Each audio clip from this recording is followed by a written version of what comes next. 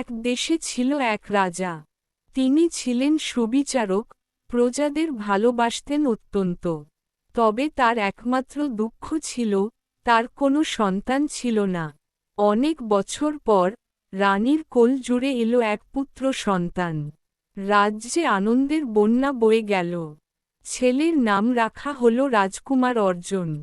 ছোটবেলা থেকেই অর্জুন ছিল বুদ্ধিমান ও সাহসী।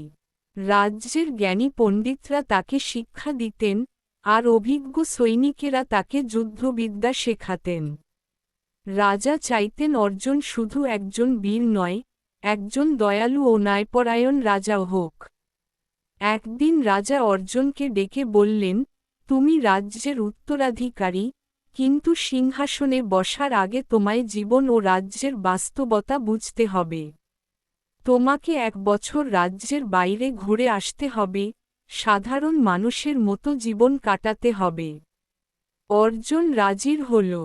রাজকীয় পোশাক ও পরিচয় ফেলে, সাধারণ মানুষের পোশাকে বেরিয়ে পড়ল সে। পথে পথে ঘুরে দেখল প্রজাদের সুখ দুঃখ, বুঝল খাদ্য, বাসস্থান ও ন্যায়বিচারের প্রকৃত মূল্য।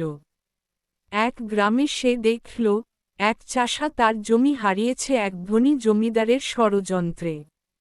অর্জুন বিষয়টি বুঝে চাষার পাশে দাঁড়াল, নিজের জ্ঞান ও সাহস দিয়ে জমি ফিরিয়ে দিল তাকে। আরেক গ্রামে সে দেখল, এক গরিব শিক্ষক নিজের ঘর হারিয়ে রাস্তায়। অর্জুন নিজের পরিশ্রমে টাকা জমিয়ে শিক্ষককে নতুন ঘর তৈরি করে দিল। এইভাবে 1 বছরের মধ্যে সে বহু মানুষের উপকার করল, বিনিময়ে পেল মানুষের ভালোবাসা ও দোয়া।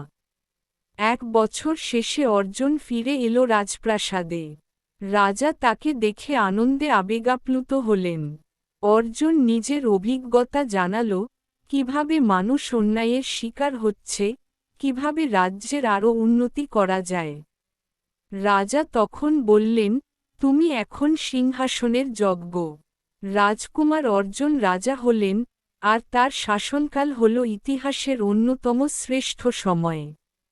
তিনি ন্যায়বিচার প্রতিষ্ঠা করলেন, গরিবের পাশে দাঁড়ালেন, শিক্ষা ব্যবস্থা উন্নত করলেন। প্রজারা তাকে ভালোবেসে ডাকত, প্রজাবন্ধু রাজা অর্জুন নামে।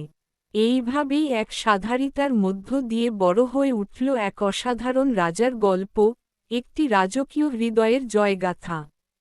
তুমি চাইলে আমি এই গল্পের আরও রূপকথার বা আধুনিক রূপ তৈরি করে দিতে পারি, চাও?